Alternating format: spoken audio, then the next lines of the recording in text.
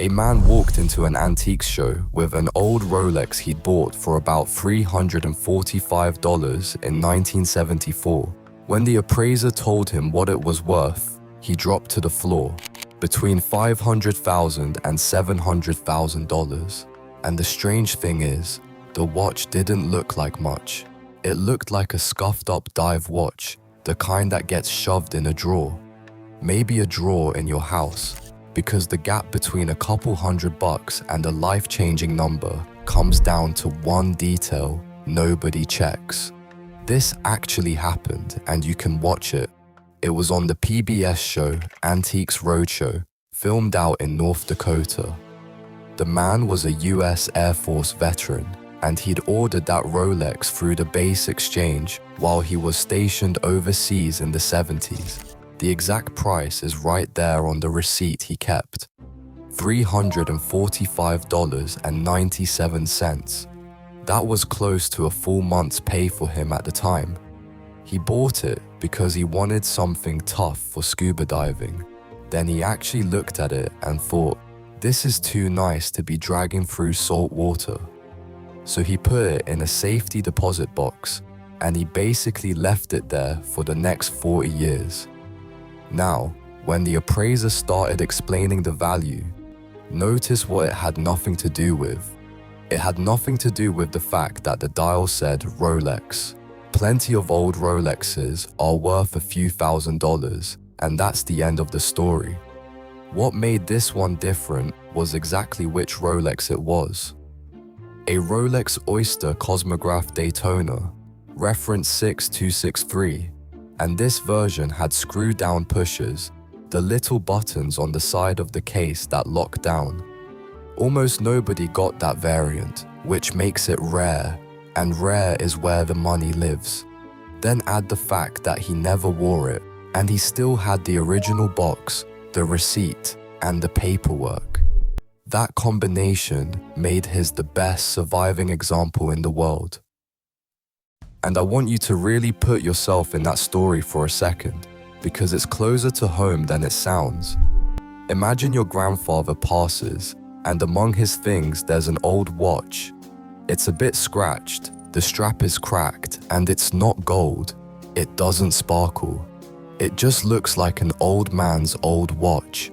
Most people give a thing like that a glance, feel a little sad, and drop it in a box with the cufflinks and the tie clips. That box goes in a closet, and it sits there for years, quietly worth a fortune, while nobody in the family has the faintest idea. And that $500,000 was just the start. Once you see what plain, forgettable-looking watches do at the very top of the market, the numbers stop feeling real. Let me give you the one that still gets me every time I think about it. Back in 2016, the auction house Philips put 3 versions of the exact same Patek Philippe up for sale in Geneva, all on the same afternoon. Same model, a reference 1518. One was cased in yellow gold, one was in rose gold, and one was in plain stainless steel. If you don't follow watches, your gut says the gold ones are the trophies, right? The yellow gold one sold for around $600,000, which is already a jaw-dropping number for a wristwatch. The steel one, the boring grey one, sold for $11 million. Same watch, same year, same room. The only real difference was the metal. And that steel version is genuinely the plain-looking one. It's small, it's monochrome, it doesn't announce itself at all. A collector who actually handled it said you could sit right across a table from it and never guess it was worth more than a decent house. So why is the dull steel one worth almost 20 times the gold? Because back then, Patek Philippe used steel for cheap, rugged tool watches and saved gold for their fancy dress pieces. A serious, complicated Patek in steel almost never happened, so the few that exist are freaks of history. Only 4 of these steel ones are known to exist anywhere. So the exact thing that makes it look cheaper is the thing that makes it priceless. And I still owe you the actual million from the thumbnail. We'll get there, because the story behind that one is the best I've got, but it only lands if you understand the tell first. There's a whole other lane like this too. Plain military watches. During the Second World War, governments handed out simple, no-nonsense field watches to soldiers by the thousand, and a lot of those get treated as junk today because they look like nothing, just a small steel case and a plain dial. But collectors chase specific issued models hard, especially military-issued dive watches and pilot's watches, because they were tools, they got beaten up, and clean survivors are scarce. So the humble little watch with some odd stamping on the back, the one that looks the cheapest in the whole box, is very often the one you should be asking questions about. Okay, so how do you actually tell? This is the part that matters for you and for whatever is sitting in a drawer in your house right now. The front of the watch is the part that lies to you. The brand name, the dial, the shiny face. Two watches can look almost identical from the front, while one is worth $200 and the other is worth $200,000. The truth lives in the reference number. Nearly every serious watch has one. A short string of digits that pins down the exact model, the exact variant, and the years it was made. And on a lot of watches, especially vintage Rolex, that number is deliberately out of sight. It's engraved on the back of the case, or it's tucked between the lugs, which are the little horns where the strap attaches, hiding underneath the bracelet. Sometimes the only record of it is on the original papers. So picture yourself standing at your kitchen table with your grandfather's old watch. Step 1 isn't to admire it. Step 1 is to gently turn it over, look at the caseback under a decent light, and if you can, carefully lift the bracelet away from the lugs and look in that little gap. Find any numbers and write them down exactly as they are. Then type those digits into a search along with the brand name and see what comes back. That 5 minutes at the kitchen table is the entire difference between the person who lets Grandpa's watch go for $40 at a yard sale and the person who realizes he's holding the price of a house.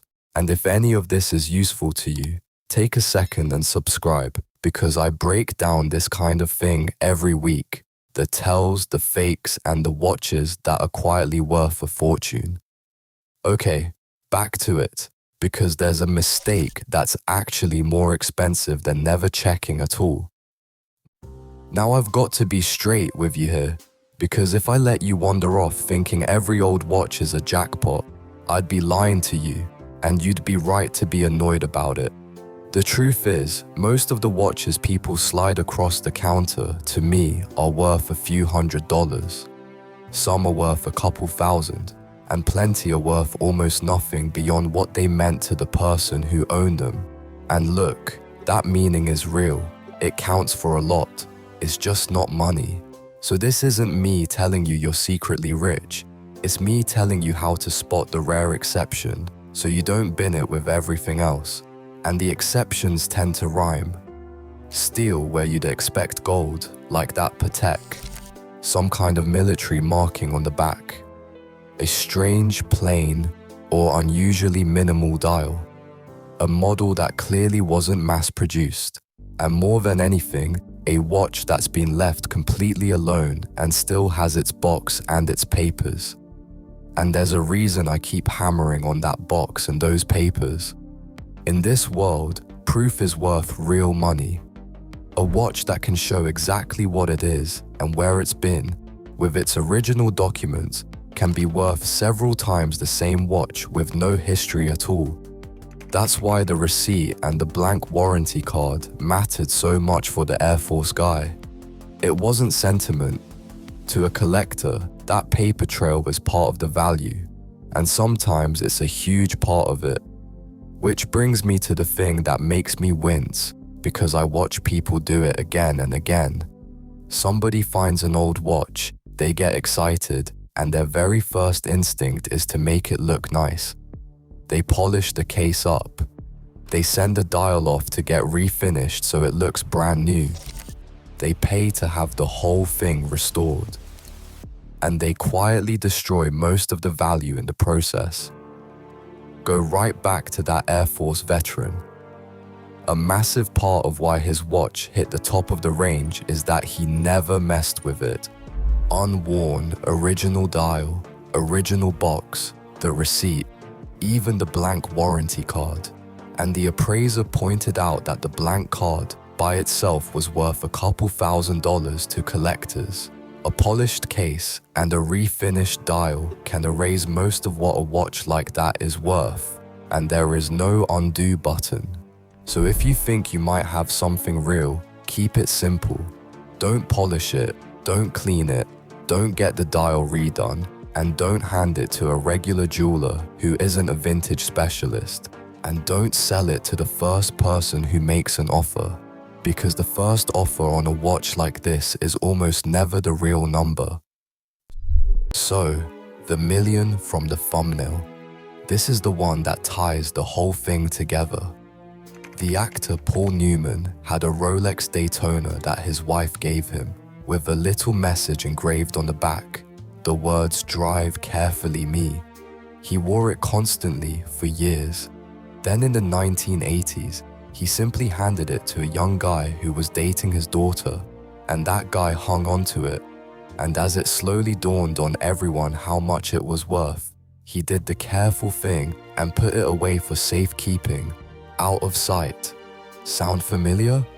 The greatest example of the watch on earth, sitting quietly in storage.